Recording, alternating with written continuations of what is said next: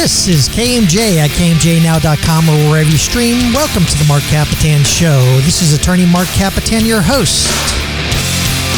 Today's show is brought to you by the Kapetan Brothers Law Firm. We've been serving the Central Valley since 1995. If you or anybody you know has been injured in an auto accident, a truck accident, or a motorcycle accident, give us a call at 559-498-8000, 559-498-8000. Or if you've been arrested or cited for a criminal offense, call us at 559-498-8000. Kapetan Brothers, we are the Valley's law firm. Friends, I'm not sure how many of you have undergone a surgical procedure. My first one was when I was 13 years old, by the way. Yeah, 13. In a naval hospital down in San Diego. Oof. It was a simple appendectomy, but it required 2 days in the hospital. And the scar from the Navy surgeon looked like I was triaged in a MASH unit during the Korean War. Last month, a very close friend of the show underwent a surgical procedure that very likely saved her life. I don't know. We'll ask the doctor who's here as our guest. But what began as a routine procedure ended up discovering a atypical complication that required abdominal surgery for blockage due to a benign but large tumor. But more critical was the fact that upon removing the first tumor, a second tumor was revealed. That was theretofore unseen and undiscovered. Upon removal of both tumors, this very lucky friend has made a complete recovery physically and mentally as the worries and fears had taken its toll for months. What is remarkable compared to my surgery in 1977 is the fact that the surgery last month on our special friend was a robotic laparoscopic surgery that requires no human intervention into the body.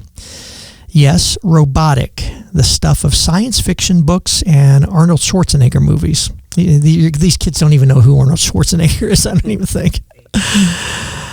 With all the talk of how artificial intelligence and robots will eventually take over the world and destroy humanity, this surgical robot is saving lives on a daily basis. And my next guest is a board-certified general surgeon specializing in robotic and laparoscopic surgery, and is our newest best friend for saving the life, I would say, of our very good friend. So I would like to welcome to the MARC KAPETAN Show from St. Agnes Robotic Surgical Center, Dr. Russell Martin.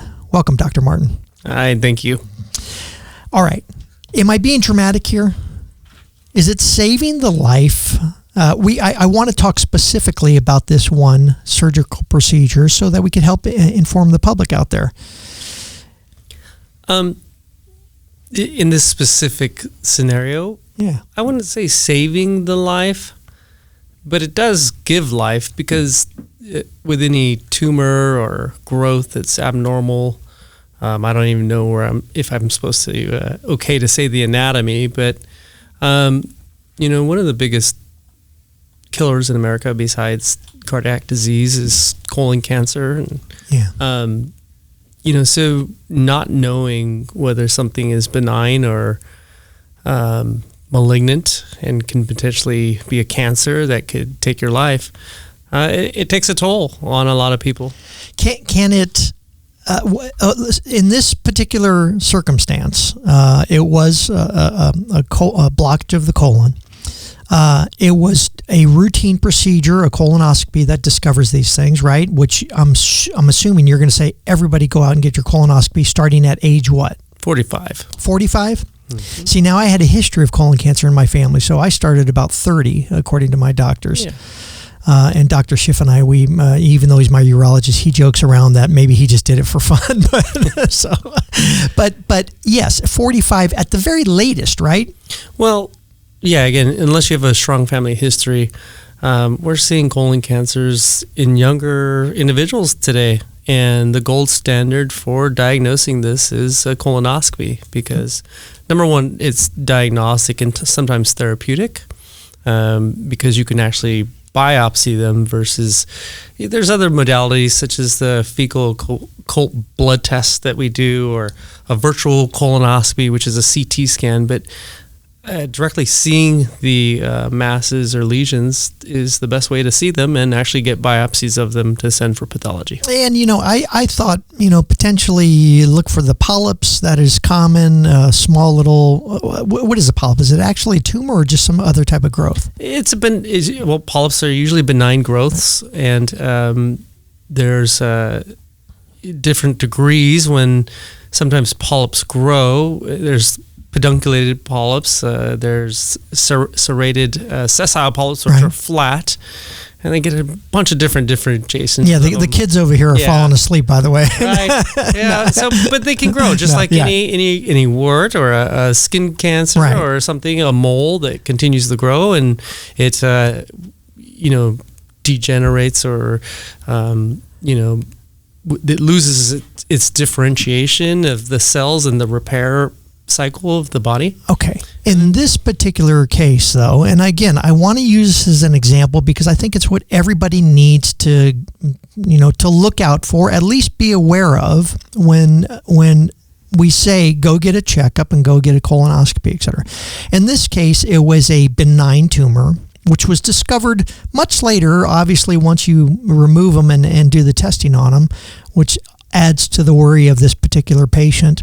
But it is a common thing, a not common thing? I would say very common. Very common. Yes.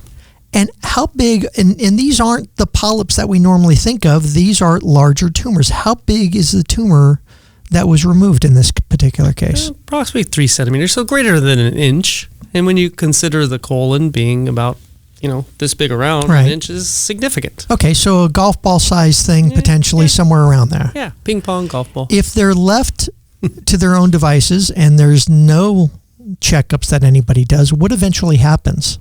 They can transform into malignant or actual cancers. And that's the thing, I think, one of the things about colonoscopies is that even though you can biopsy a polyp, or a mass, and wherever part of the abdomen, you're only getting a very tiny specimen. We're talking millimeters. Right.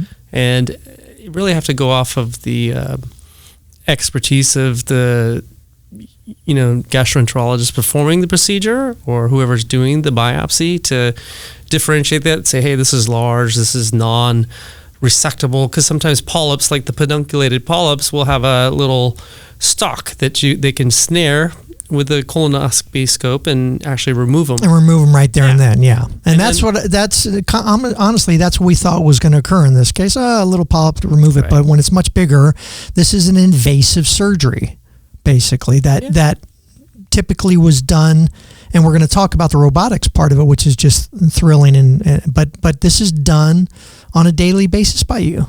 Yeah, pretty much, almost. Really? So it's regular stuff for you? Yes, sir. Okay. What are the steps?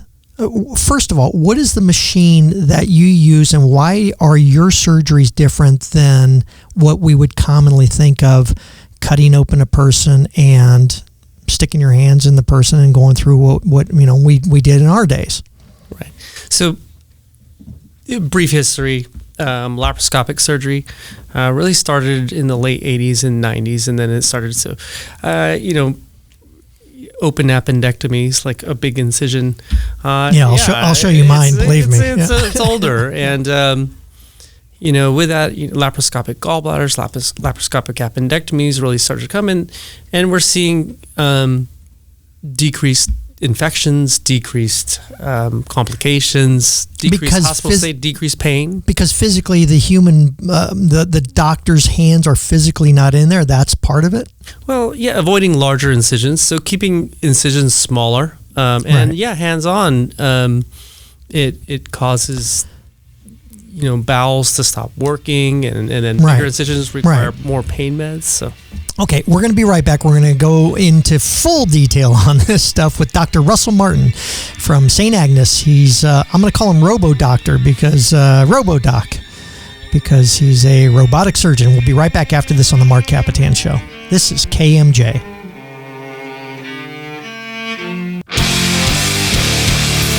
This is KMJ at KMJNow.com or wherever you stream. Check out, this is the MARC KAPETAN Show, right, Marcelo? Yeah.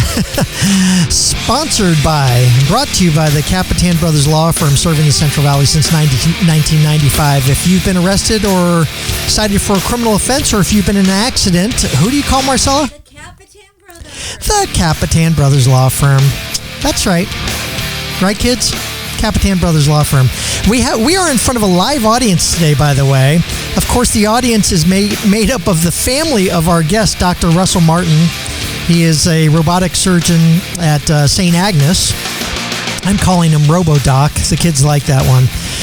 But first, a word from our sponsor, American-Made Concerts. If you're looking for great rock and roll entertainment, go to AmericanMadeConcerts.com and check up their up-and-coming shows. This June 22nd at the Fulton 55, it's Zepp LA. Zepp LA, which is a Southern California premier Led Zeppelin tribute band. If you're into the tribute bands, it's a dream of a group of studio musicians, including singer extraordinary Pauly Z from the TV series Z-Rock and Pauly Z podcast. Opening the show is Purplish, a Deep Purple tribute, another band that the kids don't know. And my band, Fuse, a Cheap Trick tribute. I'm not doing this because my band's playing, but it'd be great to see you guys out there. I'm doing it because American Made Concerts is putting it on. They are a great company.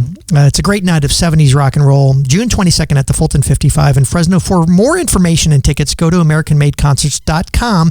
And by the way, folks, listen up.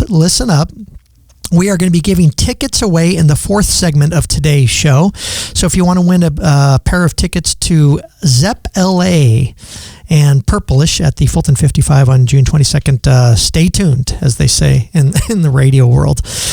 We are back on with Dr. Russell Martin. He's a board-certified surgeon at St. Agnes and specializing in robotic laparoscopic surgery. Am I saying that right, by the way? Yeah, robotic surgery. Yeah, that's good. Okay. I'm a general surgeon.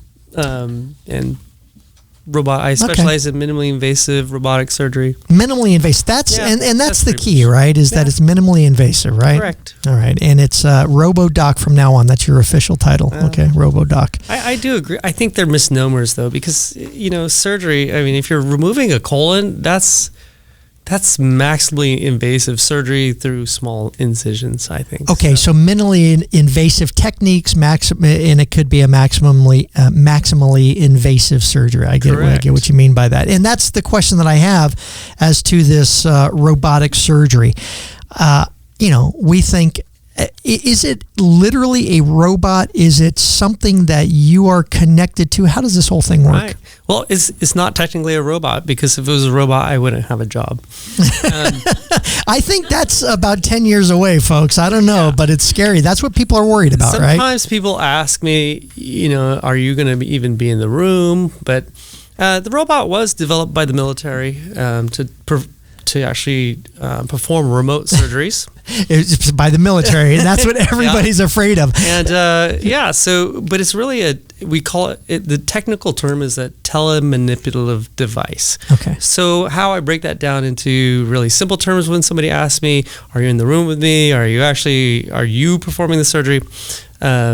Yes, I perform the surgery. It's really like using a fancy forklift or driving a car, but to operate. It's just another instrument that's a real man of the people way of saying it, to say it that way, but it's a little bit more technical than that. I think one of the quotes that you had when I was researching you is you have to assure your patients that you are in complete control all the time. Correct. There's nothing running itself. It's not going to run away and do something crazy, right? Nope. Correct. Okay. It is laparoscopic in nature. Are you your hands never touch the patient? No, so it's laparoscopic in nature, meaning I still have to place ports where then I dock the robot to it's called the patient cart. And so I'm placing ports through the patient's abdomen, that's where I usually operate. And so then I dock up the patient and I place the instruments, and then I go to a console that's probably 4 foot away from the patient. So it's not far, it's not in another room or another country, but I'm still, right there next to the patient. And like I said, I'm in control of the robot. Yeah. And there's so many safety features with the robot. But I think the biggest thing is having control of the room. Yeah. Because it's not the robot that I'm worried about. And what do you mean by that? Well, you know, anesthesia. You have so many. It's a team. It's really a teamwork. And I hate to say this, but robot is it's Czechoslovakian for slave. Is it really? I didn't know that. And this machine requires so many humans to actually operate it and be efficient. Is the anesthesia also administered through this robot? No. Okay. The anesthesiologist is a separate.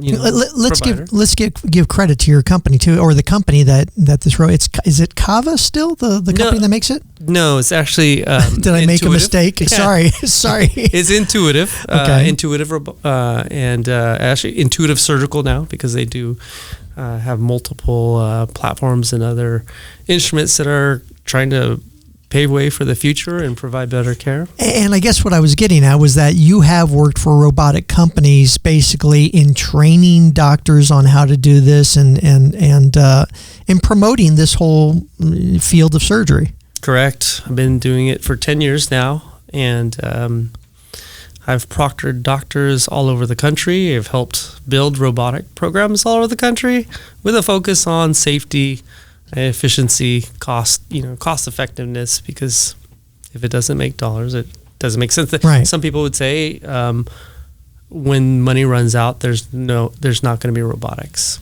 Right. Well, yeah, I get that. Yeah, and then we're going to be back in the dark ages with surgery again. Appendectomies. Yeah. Believe me, you got to see the stitching that's on my stomach from 40 years ago or something like that. When you're doing the surgery, are you looking at some sort of computer screen? Is there video that's looking inside the body? Yeah, there is. So it's called a console, and it's basically a device that I sit at with an ergonomic chair. It's really nice because I get into it. It's like a large VR, and the difference between laparoscopic surgery and robotic surgery is that with a laparoscope, there's one camera. And it's on a screen, which is 2D. You're looking at, even if it's HD screen or high def, 4K, 5K, it's still two dimensionals. Where in real life, open surgery is 3D. Your hands are on it. Right. In robotics, in the robotic scope, there's two separate lenses. So it's a left eye and a right eye. And so when you sit in this console, you're actually seeing three-dimensional, and it's magnified. Oh, you're kidding me. Yeah, it's very great. Oh, that is very slick. Right. And then, so we would compare laparoscopic surgery, we'd say stick surgery now, because really they're, 1.5-foot, 2-foot sticks that have very simple features, meaning open, close, cut, maybe rotate. Whereas the robot, it's actually, they have wristed instruments. So the small, like laparoscopic instruments are going through these trocars, but there's what are called endowrists. Yeah. So there's 7 degrees of freedom, which is technically more degrees of freedom than the human wrist. So what I can do with my fingers in the console, that robot follows exactly where my fingertips are doing, and it does that action. And I see your hands, showing me, and I know the radio audience can't see it, but you go to the MARC KAPETAN Show. Like Marcelo looks at me. Yes, go watch the video of this on YouTube and all the social media sites you could stream on. You're showing just 2 fingers moving. Is your whole hand somehow connected to this robot, or is it really controlled by basically joysticks or little wheels and stuff like that? Basically, yeah. Finger controls. So like playing a video game almost. Yeah. Really? Did you play when you were young? I did. You did. So this is thrilling for you. Pong. You're not, believe me, you're not that old. Yeah, I am. That was the first game. I loved it. And actually there is data in articles out there saying that surgeons who played video games are better at laparoscopic or robotic surgery. Did you ever go to the festival Game Palace? No. On Blackstone? No. You would have. I worked there. Yeah, you would have seen me there back in the day. I was too busy on my Nintendo 64. Yeah, I never played. Hey, believe me, we had a. What was the first game?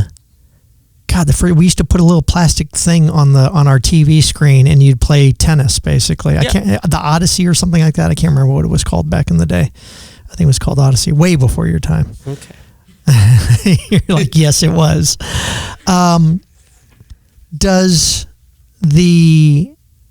Do you lose the sense? Oh, we got to go to a break, Marcella. Look at this. Last question for this segment. Do you lose the sense of, I'm assuming you practiced what I would call analog surgery with your hands, etc. Do you lose that sense of human touch? Is there something that's missing when you do it laparoscopically and robotically like this? Yeah, I mean, there's nothing more sensitive than the human fingers. Yeah. But, even laparoscopic surgery, you're using instruments. So you can feel the instruments and tissues and tension through your hands. There's like a biofeedback? Well, in laparoscopic surgery. Yeah. And in robotic surgery, now they're on the 5th generation robot, so it's called DV5 now. Da Vinci 5 is the newest robot coming out.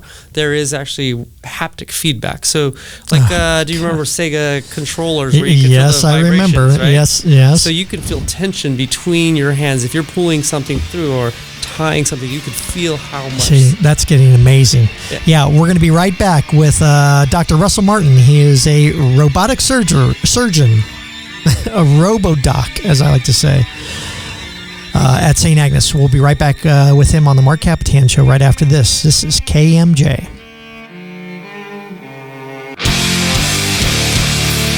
This is KMJ Now at KMJNow.com or wherever you stream. Listen, I can't speak today, Marcella. Hey, check out the the MARC KAPETAN Show. Oh, gosh. Check out the MARC KAPETAN Show at all your streaming, how do you say it? Social media things, wherever you stream, right, Marcella? Wherever you stream, go to YouTube, Facebook, and you can check out the video and see this very handsome family that is sitting here. By the way, Doctor, I don't know if you noticed this. We are on with Dr. Russell Martin, RoboDoc. He is a general surgeon specializing in robotic surgery at St. Agnes. I don't know if you know this, Doctor, but at about halfway through the second segment, all your kids started watching their phone and have been paying attention to the phone and not the interview that you're doing right now.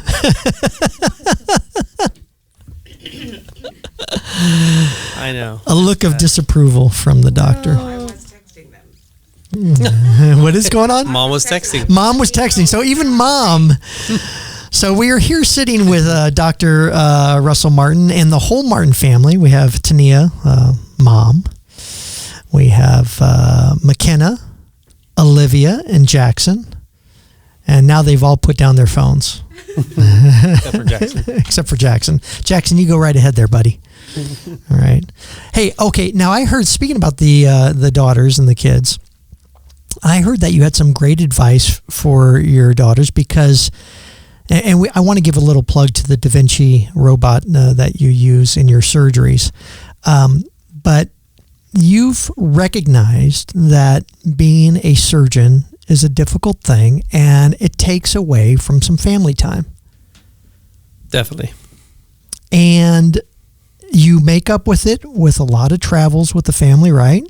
We try. You try? Where's the biggest thing you guys, Disneyland, right? Yeah.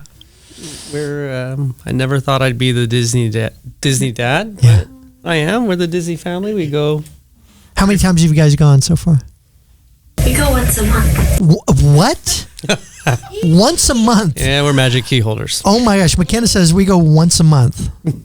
I talked to my secretary, Heather, or one of the assistants we have down there, Heather, and I was like, I don't understand those families that go to Disneyland all the time. She goes, I've been 50 plus times. And I was like, oh, okay. I've never had kids. I don't know. But wow, once a month. Yeah. It changes, though. I mean, it's definitely different. But the last time we went, it was just so great to have my 16-year-old daughter and my 12-year-old daughter holding my arm on each side and walking with me. And it's just our family time. I love it. Yeah. And 16-year-old's going to be in college here pretty soon. 12-year-old not far behind. Yeah. And, savor those moments while you can, right? Definitely. Yeah. But you had some great advice to one of the daughters because I don't know if she was talking about being a surgeon, but you said, don't be a surgeon, honey. If you're going to go into the medical field, you want to do what?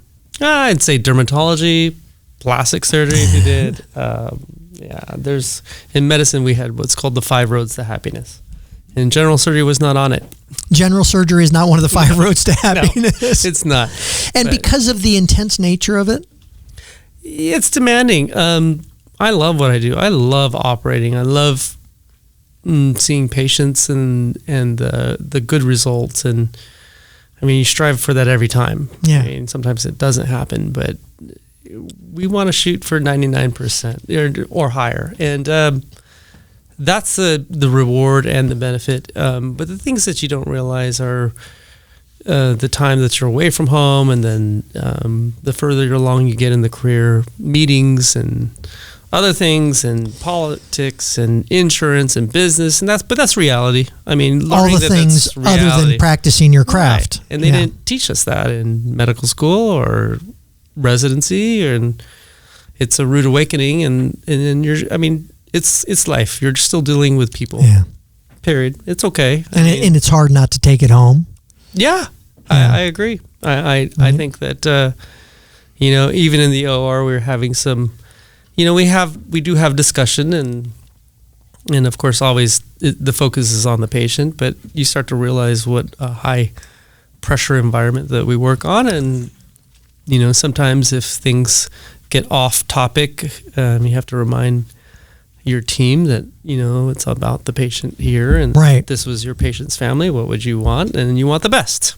Yeah. So who doesn't? And so it gets frustrating sometimes, and you always want perfection. And then when you come home and you're not perfect yourself because you're tired and you're grumpy, and it's rough, and you learn. And I mean, I'm learning to leave that at the office or in the surgical center. Trying, or even learning what I learned in the OR, how to communicate better, and to turn things around into being productive or more efficient, to try to take some of that home too. And so learning to communicate at home better. Yeah, I'm trying. Yeah. I had a friend of mine, I think his name was, my friend John Tuya. His dad was a neurosurgeon, and literally the family had to remain quiet for the whole week leading up to his surgeries, because he basically said, I can't it was back in the purely human days, I can't have my hands shaking. He would stop drinking coffee, and everybody, and I'm like, wow, it's got to be difficult. Same thing with attorneys. We bring our work home, and believe me, if I had a family, I probably wouldn't have had a family, because it's tough, and so hopefully all the kids and everybody and the wife and everybody understands, and hopefully, like you said, is you're learning how to communicate. And I think the bad joke is that I'm still on my starter family.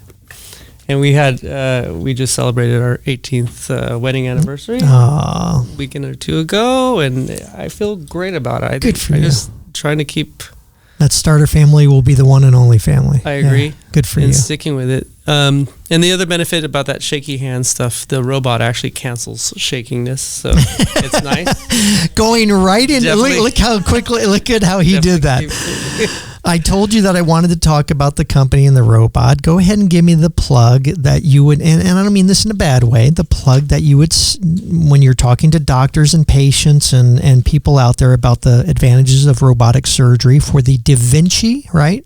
Robot? Yes. Okay, so what's your one-liner, your little short brief thing that you say about it to people?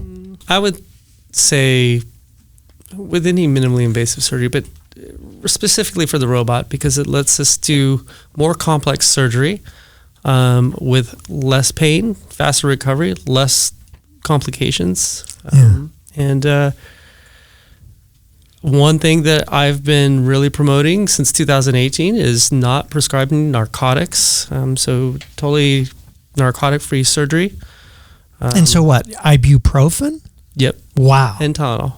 And actually using, we call it opioid adjuvants. So having anesthesia, be a part of the team. We do blocks, just like when you go to a dentist. They don't just drill your teeth out or pull your teeth. They do blocks. So if you limit that pain beforehand by having a good anesthesiologist perform a block on all the, before you even start operating it, it's just, I think it's better. I wish they had that back in my day. Right. We'll be right back with Dr. Russell Martin, RoboDoc. You're going to hate me for that, but everybody at the office tomorrow is going to be calling you that. So this is the Marc Kapetan Show on KMJ.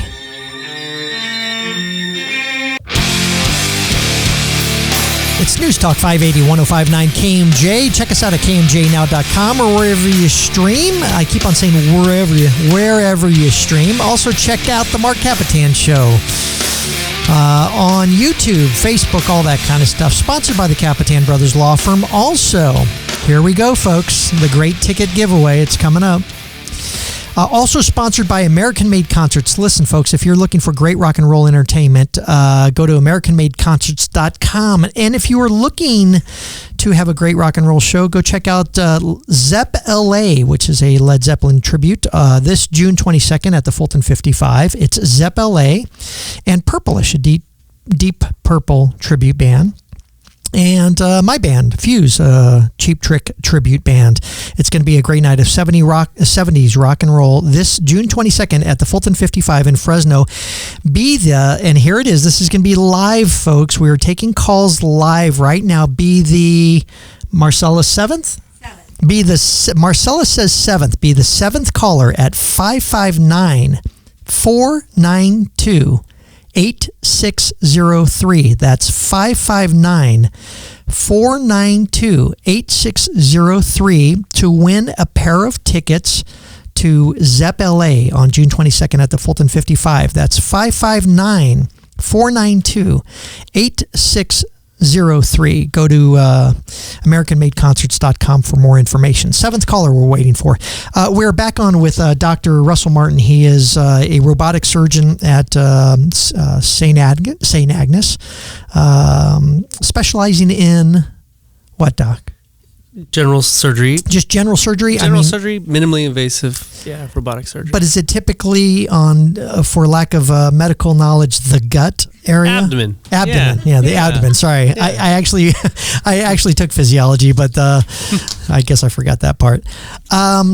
Nice little quote from one of your patients. I was a bit nervous, but everything turned out great. This doctor deserves a 10. Oh. Thank you, whoever that was. And Dr. Bill Schiff says Dr. Martin is a top-notch surgeon. So from my buddy Dr. Bill Schiff and Ian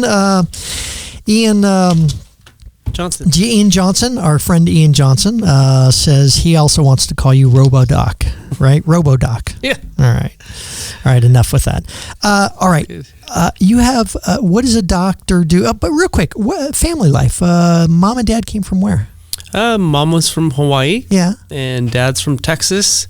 It was a Fresno love story of a highway patrol officer and ER room nurse at Valley Medical Center, and that's how I came. Really? How long was Dad in the highway patrol for?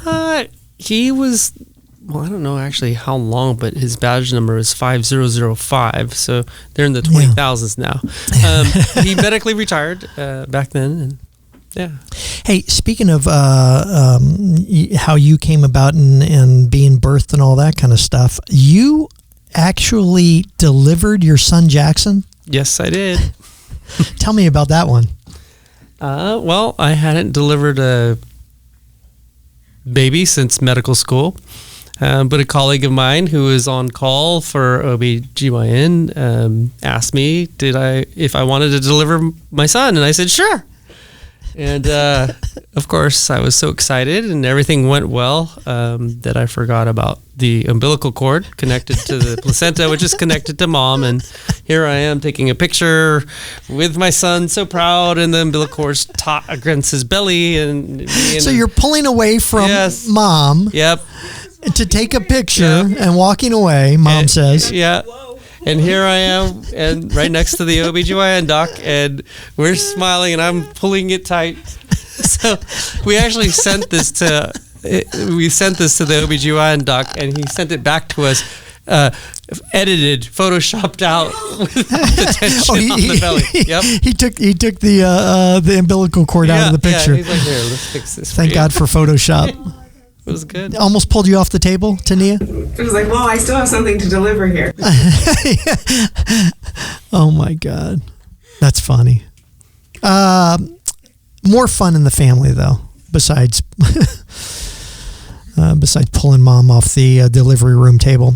You guys go, you do Jeep? What do you do with the Jeeps? Yeah, I like to go four-wheeling or rock crawling is what they call it. But, Yeah?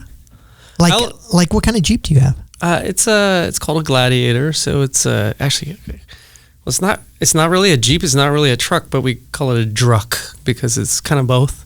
So it's got a bed on it, and it's a little longer than a standard Jeep. It's not like the old World War II Army Jeeps. So it's a little longer, a little bigger. Mine is diesel. And oh, it's diesel? Yeah. I don't know if I've ever heard of a diesel Jeep. It's awesome. Really? Yep. And then take the kids with you guys? Or is that a guy's thing? No, I did. I took them when it was brand new, and that's the last time they've been with me. Is it the dad's that scary when he's driving? No, it was because it was the Moonlight Madness, and the last time we had done it, we don't remember it being till like 4 in the morning. It's the Moonlight Madness. What's that? Tania is saying it's the Moonlight Madness. It's a run. It's like a poker run put on by a local full-drive Wait a minute, you're taking your kids on a poker run to 4 in the morning. Yeah, it was rough. Okay. And it's traffic. It's like traffic jams in the mountains. Okay. Maybe Disneyland and Maui and all that kind of stuff. Jackson likes to go with me. We call it instead of Autopia, we call it Rocktopia. Rocktopia. Yeah. Wait, October, basically? No, Autopia at Disneyland is the little the Rocktopia. Yeah. I get it. Yeah. Oh, hey, that would be a good thing over there at Disneyland, huh, Jackson? I think so. Rocktopia. Oh, that's right. I forgot about that. Autopia. You need to go to Disneyland. That's fun. Of course, he's a boy. We love Jeeps and all that kind of rough stuff, right? Yeah, he says yeah. What's the future for you and the family? You're off to Maui here pretty soon, right? Yeah. Are we allowed to say that? I guess so, yeah. Do you guys have a place there still, a house there? No, we don't, which is funny because my mom's from Kauai, and I have family in Kauai. And we visited them, but the same thing. My family from Kauai goes to Las Vegas. They don't come to Fresno to visit. And then, so when we go to Hawaii, we go to Maui to visit because it's just a little more our family. We don't have to do. Mom's still around? Yeah. I'm going to talk to Mom. She's from Kauai. Yeah.